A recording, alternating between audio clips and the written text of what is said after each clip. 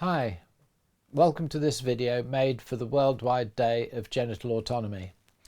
My name is Richard and I'm a part of Men Do Complain, a UK campaign group working to stop non-therapeutic male circumcision. The topic for this year is worldwide legal situations. The law in England and Wales is increasingly highlighting the harm, injustice and irrationality of non-therapeutic male circumcision. But it is an unfinished journey, still work in progress. Forgive me if you know all about researching and referring to English case law, but at MDC we have found having access to accurate accounts of court judgments that have involved male and female circumcision can be very useful, so we thought it would be helpful to show you what we've learnt. The resource MDC often relies on is Bailey. Bailey stands for British and Irish Legal Information Institute. At MDC, we refer to Bailey on a regular basis as it is the source that anyone checking our work is going to refer to. English law is made up of statutes, Acts of Parliament, and case law, which is the interpretation of statutes by the courts. Let's open it up. Type baili.org into the address bar of your browser and you should end up here. It's tempting to type into the search field, but resist. You first need to go to the section of the site you want to search. For this example, that means case law search. Here is where you can type in the word or words for your search. We will use the exact phrase field. For us, that is male circumcision. It does not generate many results, but they all contain the exact phrase, helpfully highlighted. This is a famous judgment by Sir James Munby, former president of the Family Division, that has been the basis on which recent cases in the Family Court have relied.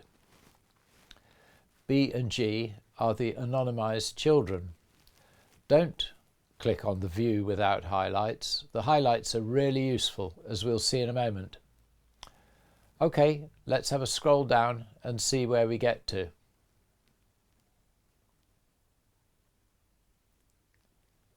Lots of highlights.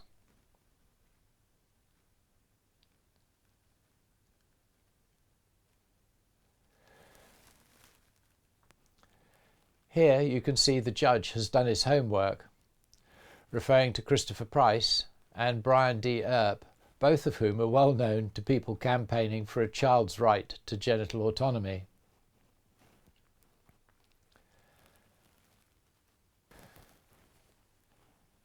This case was the starting point that has led to the current situation in the family courts, where if two people with parental responsibility have different views about whether a child should be circumcised or not, the family courts usually decide that it is in the child's best interests to defer circumcision until the child is of an age to make an informed choice.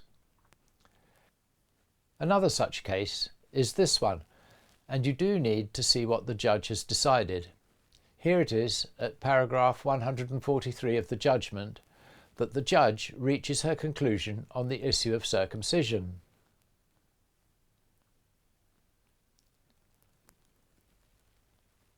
So, if you're a parent with an intact male child that you fear may be at risk from a circumcision and you want to keep him intact, then the way forward is to apply for a prohibited steps order from the family court under the Children Act 1989. Happily, I'm able to report that back at the beginning of March this year, MDC passed on exactly this information to a parent with parental responsibility seeking to protect a boy from a circumcision, and in less than 24 hours the boy was protected by court order. One of the benefits of the current COVID restrictions is that the order was granted remotely without a physical court appearance. Thanks for watching. I hope that's been helpful.